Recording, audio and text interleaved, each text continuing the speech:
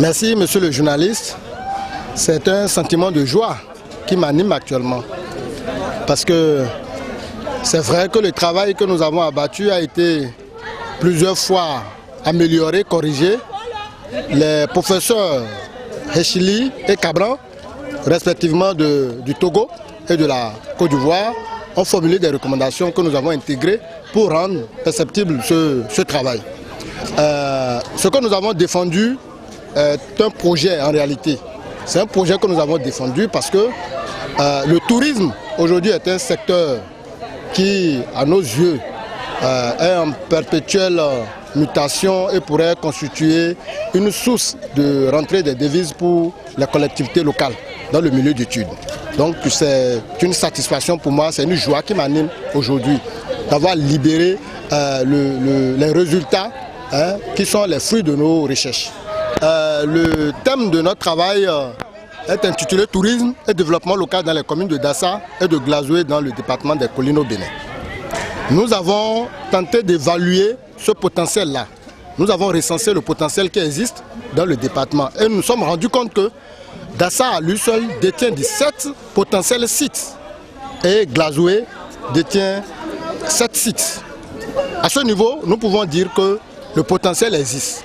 Mais nous avons constaté que ce potentiel n'est pas encore connu à la face du monde. Ce potentiel n'est pas encore promu et n'est pas encore aménagé. Nous avons formulé des recommandations aux dirigeants pour que nos communes puissent jouir du fruit de ces ressources qui existent. Parce que la plupart des sites que nous avons identifiés sont situés sur les collines. Et vous savez, les collines constituent déjà des attractions touristiques. Les touristes ont du plaisir à venir monter sur les collines pour vivre en plein air. Et vous savez, même dans la Bible, il est dit que la plupart des prophètes sont allés sur les collines parce qu'on estime que les collines vous rapprochent beaucoup plus de Dieu. Donc c'est pour dire que nous n'avons pas choisi ce thème au hasard. C'est un thème que nous avons commencé par développer depuis la maîtrise, passant par le master pour la thèse.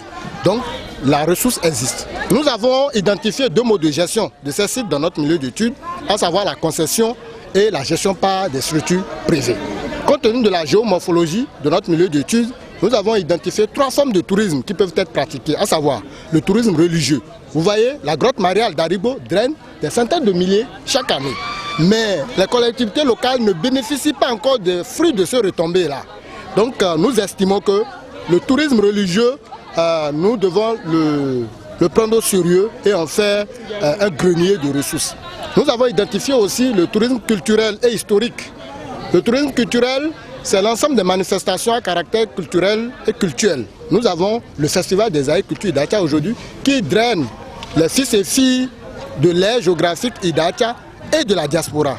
Et à travers cette manifestation, les mets fabriqués à base des céréales qui sont des identités liées à l'ère Idatia est valorisé et exposé. Nous avons les danses et autres là. Donc il y a aussi le Mariwedo qui est une manifestation typiquement liée à l'ethnie Mari.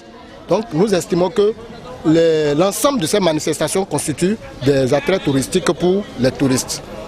Nous avons identifié également l'écotourisme et les randonnées pédestres. Le touriste a du plaisir à venir marcher sur nos collines.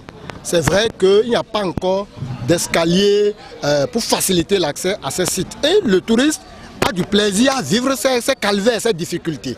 Donc nous estimons qu'à travers ces différentes formes de tourisme que nous avons identifiées, les 2 communes d'Assa et Glazoué peuvent en tirer profit.